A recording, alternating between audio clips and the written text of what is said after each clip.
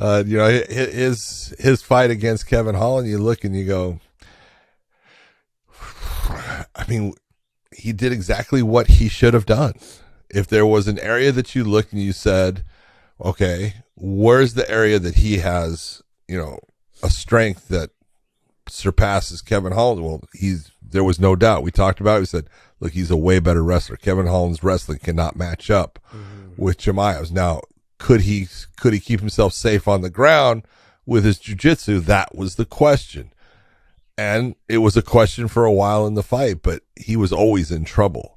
He did I thought Kevin Holland actually did a lot of good, hard movements that use a lot of energy to try to get himself out of those positions.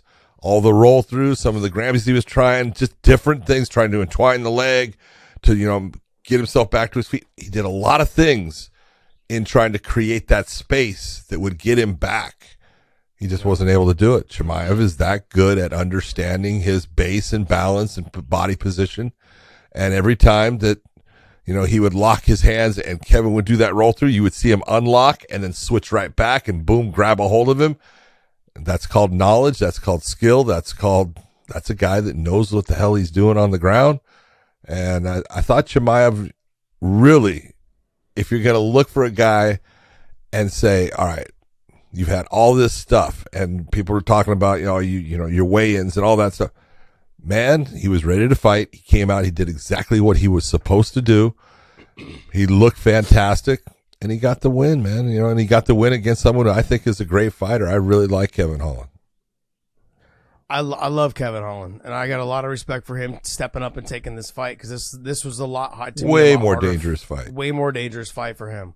I would like to see them run it back.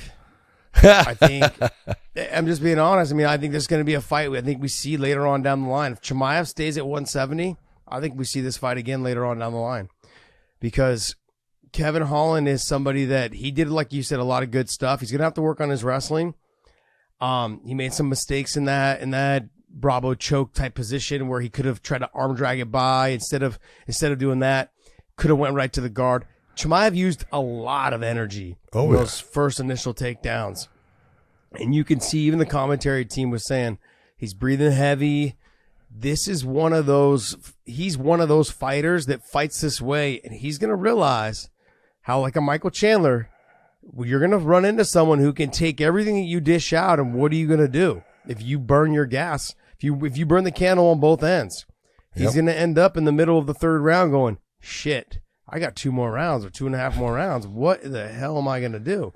And Chimaev is a good fighter. He's got a lot of great gifts. Fight IQ is not one of them. And but hold on, you can say yes, it is. I understand exactly what you're saying. Mm-hmm. And there was a lot of excessive movement as far as, how he was trying to ragdoll Kevin at times. But where was the place that he was going to get this win? Where was the place that there was the least amount of danger to him? That's where he was put in the fight. Yeah. And so you got to look and I understand what you're saying as far as he needs to understand. Right now we're seeing a guy who has 12 professional fights, Josh. Mm-hmm. 12. Okay. He's young.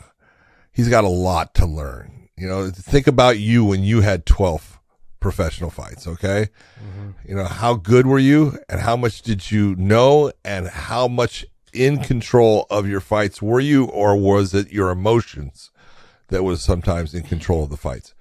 So, I gotta give him, some leeway there and say, yeah, I thought he was going too hard and that could in the end catch up and burn him just like it kind of did against Gilbert Burns when you just can't get rid of a good fighter. But, at 12 fights, the guy's special. He's good. Now, are there people out there that can beat him? Yes, I think there are.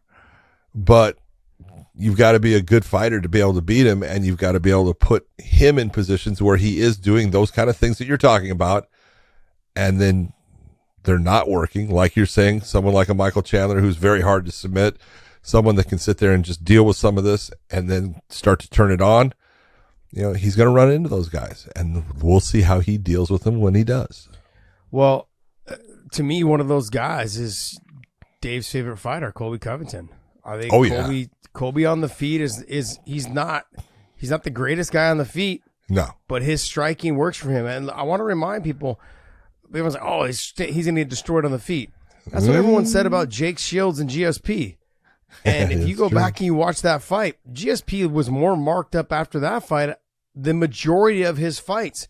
Jake Shields is not a great stand-up guy. It was very robotic. It was almost the same combination every single time.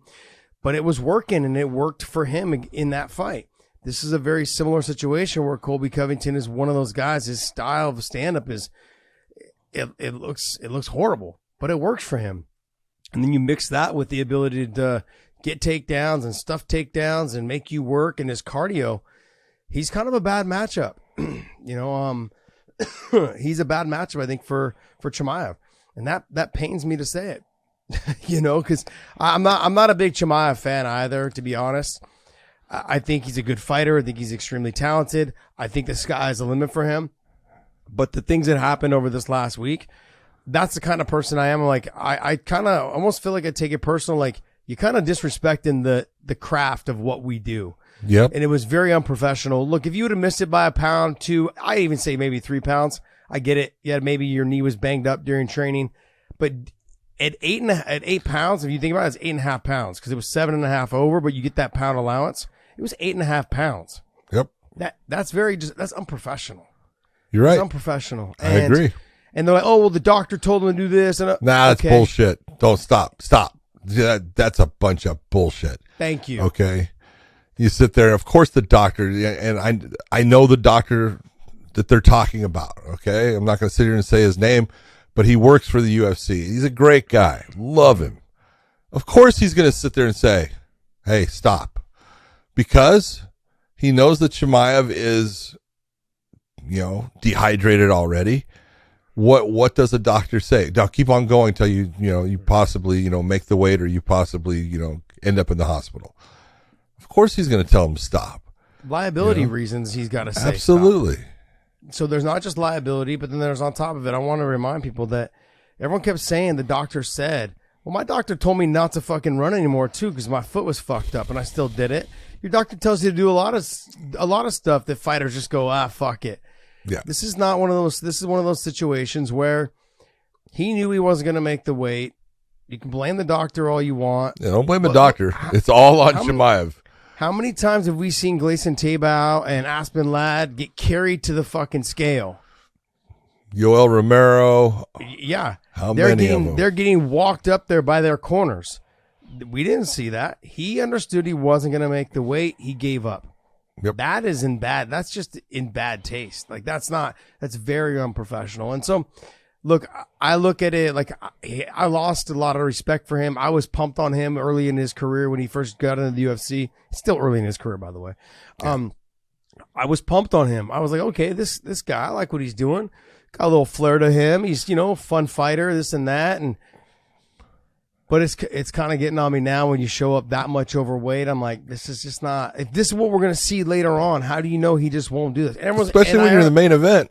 You're the main event. And I've already had people come to me and go, yeah, well, Khabib missed weight. You guys, Khabib still tried to always make weight. You didn't see him get on the scale and be like, start flipping people off. No, Khabib ended up in the hospital. This is very true, by the way. Yes. He did. So. And he was never over by 8.5 pounds or 8 pounds. So let's dial that back and I've had multiple conversations with Habib about it, on missing weight. And he'd cut a lot of weight early in his career. He got it all under control as it went on. I think Chimaev will have to do the same thing. He can't be hanging out with fat Darren Till and expecting to make weight. The fucking meme is. Oh, the meme! If you see that meme, the meme's great. Their faces are like this, man. That's gonna live on forever, man. That's gonna live. Yeah. It's on the internet now. It's there forever. It's fucking so great. I thought it was a good performance, though. I can't take it away from him. He came out, did what he had to do, got the win. I think they're gonna eventually meet again later on down the road. Kevin Holland has a lot to offer. He's got to work on his wrestling. You think Kevin Holland touch gloves with him? Nope. Nope. Lesson learned, man. Lesson learned. That's it. 2 pounds of chicken breast free for life. We'll claim this deal at butcherbox.com/weighing-in. 100% agree. Okay.